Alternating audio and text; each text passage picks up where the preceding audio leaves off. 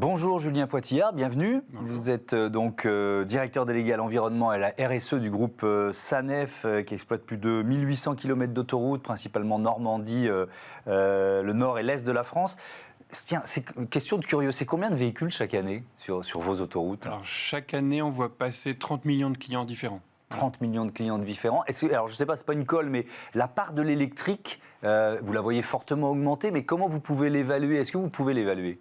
Alors, c'est compliqué, il faut qu'on fasse des études un peu statistiques sur notre trafic, mais on a à peu près sur autoroute la même proportion que dans le parc français existant, donc voilà, entre 1 et 2%. Entre 1 et 2%, donc c'est encore marginal, mais c'est évidemment en développement important. Et puis, on le sait, on l'a déjà expliqué plusieurs fois ici, pour que ça fonctionne, ça peut le faire la poule, quoi. Il faut des bornes de recharge pour que les gens se disent, bah oui, je peux faire des longs trajets, et donc je m'équipe en voiture électrique. Vous avez déployé 600 bornes de recharge électrique à haute puissance. J'imagine que c'est le plus massif de votre histoire.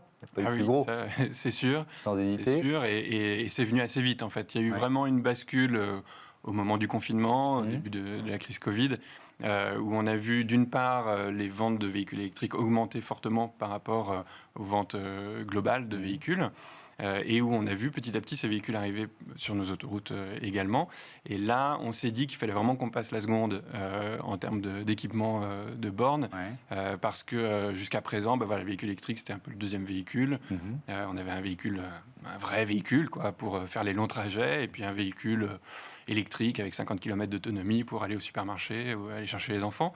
Et on a pensé que c'était vraiment important d'accompagner aussi ces nouveaux modèles. Il y avait des nouveaux modèles avec une autonomie plus importante par un déploiement massif sur les aires de service autoroutières pour dire finalement, ce véhicule électrique, quand je pars en vacances, je peux le prendre parce que sur autoroute, où que je me trouve, je vais trouver une station de recharge avec des bornes très rapide, donc au-delà de 150 kW.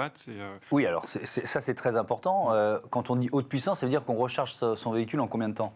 Alors, suivant les modèles, il faut préchauffer la batterie pour tirer le maximum de puissance, mais on vise 15-20 minutes pour passer de 20 à 80%.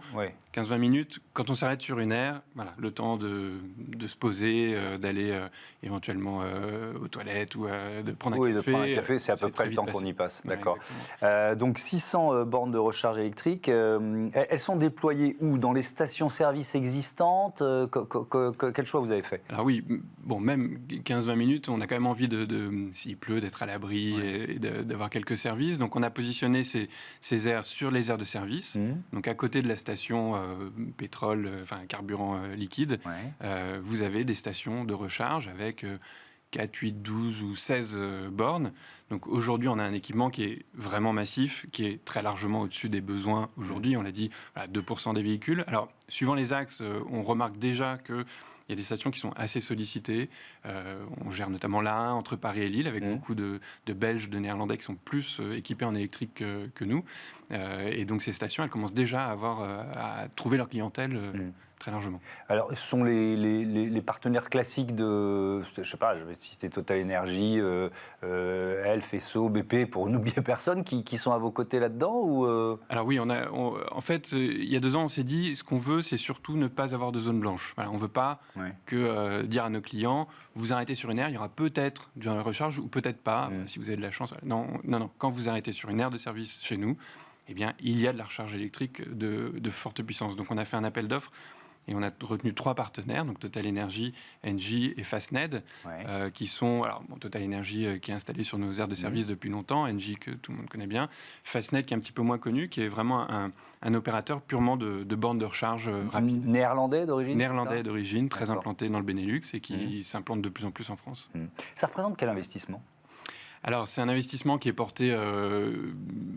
été porté un petit peu par nous, avec des raccordements Enedis assez puissants, puisqu'il faut amener l'énergie sur les airs, et puis surtout beaucoup par nos partenaires.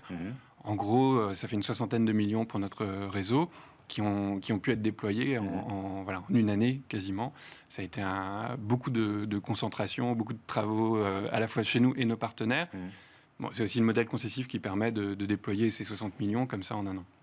Alors justement, c'est complètement privé ou alors il y a une pression ou une participation de l'État ou de collectivités locales, territoriales? Parce que c'est un enjeu aussi de maillage territorial, évidemment. Alors, il y a des aides de l'État, notamment sur les raccordements électriques, qui ont bien aidé au déploiement de ces stations.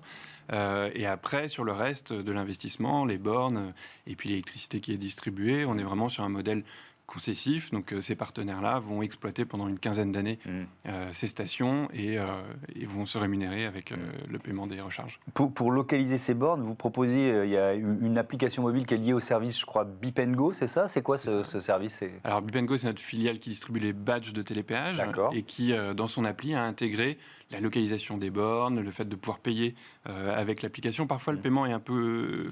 historiquement, sur les bornes de recharge, le paiement était un peu compliqué. On a voulu vraiment que ce soit très simple sur nos bornes. Donc, n'importe qui, sans aucun abonnement, peut payer, évidemment, on peut payer en carte bleue. Aucun abonnement, aucun prérequis. On arrive, on recharge sa voiture. Et si on a l'application Beep & Go, c'est encore plus simple. C'est important parce que la peur de la panne, ça reste quoi? Le frein principal à la bascule vers la mobilité électrique, en tout cas la voiture électrique? Oui, alors... En fait, nous, on a décidé aussi de se dire, si on veut que nos clients passent à l'électrique, il faut aussi qu'on leur prouve que aller sur autoroute en électrique, c'est plutôt sympathique et c'est pas dangereux. Voilà. Et donc, on a décidé, nous, de ne plus acheter aucun véhicule diesel. Donc, tous nos nouveaux véhicules sont tous en électrique. Vous montrez l'exemple, en quelque sorte, quoi. On essaye de montrer l'exemple et surtout de montrer que nous, qui passons notre vie sur autoroute, c'est notre métier, on aime le faire en électrique. C'est possible, c'est facile et... il faut prendre des habitudes un petit peu différentes. Voilà. Quand on conduit une électrique, on s'aperçoit assez rapidement, au bout de quelques mois, qu'on a changé des habitudes. Quand on s'arrête, on se branche, tout le temps, soit chez soi, soit au bureau, soit sur une aire de service quand on se déplace sur de longues distances. Et du coup, quand on repart, on est souvent avec le réservoir plein, alors que c'est pas vrai en diesel. Et donc ça change vraiment les habitudes, ça change les habitudes de voyage et la façon d'envisager et de prévoir son voyage. Alors quelques questions plus globales sur vos actions RSE. Vous travaillez aussi sur des expérimentations pour trouver, j'ai vu ça en préparant l'émission, un modèle de mobilité décarbonée pour les poids lourds. Vous êtes très bien informé. J'ai essayé de faire mon boulot. C'est quoi? De quoi s'agit-il? Alors, les émissions carbone de nos clients sur nos autoroutes, c'est à peu près moitié-moitié, véhicules légers et poids lourds. Donc véhicules légers, on a parlé des bandes de recharge et avec l'électrification, à horizon 2030, on devrait pouvoir réduire de 25-30% ces émissions-là. Donc c'est déjà un bon... on est dans des ordres de grandeur cohérents avec les accords de Paris.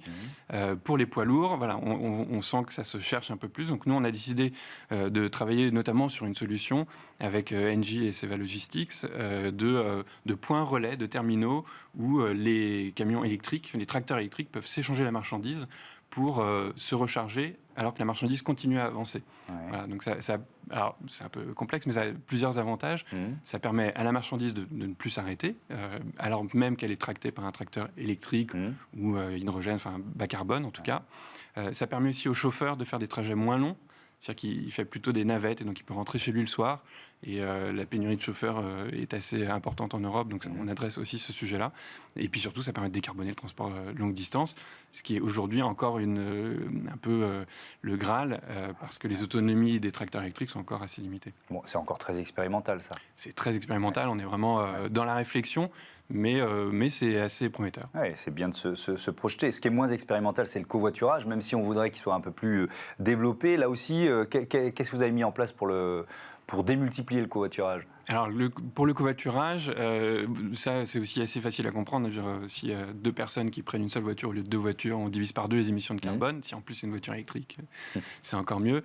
Et donc, nous, on essaye d'encourager cette pratique-là sur nos réseaux avec des parkings de covoiturage aux entrées des autoroutes et aussi avec des voies réservées au transport en commun et au covoiturage qu'on essaye de mettre en place en partenariat avec l'État, évidemment, quand c'est possible. Les voies réservées, c'est déjà opérationnel ou là aussi on est encore en projet? Alors on a deux projets effectifs avec l'État qui vont se déployer dans les prochaines années. Sur quelles autoroutes? En arrivée de Paris, sur A4 et A13. Donc c'est des beaux projets aussi parce qu'on pense qu'il y a besoin d'autoroutes, parce que la mobilité, elle passe aussi par la route et que pour respecter les accords de Paris, il faut changer nos motorisations, changer nos habitudes. Et puis, il y aura toujours besoin d'autoroute. Donc, sur autoroute, il faut que ça soit absolument décarboné. Merci beaucoup, Julien Pointillard, et à bientôt sur Bismart. On passe à notre débat. On embarque, comme prévu, à bord de Tara Océan.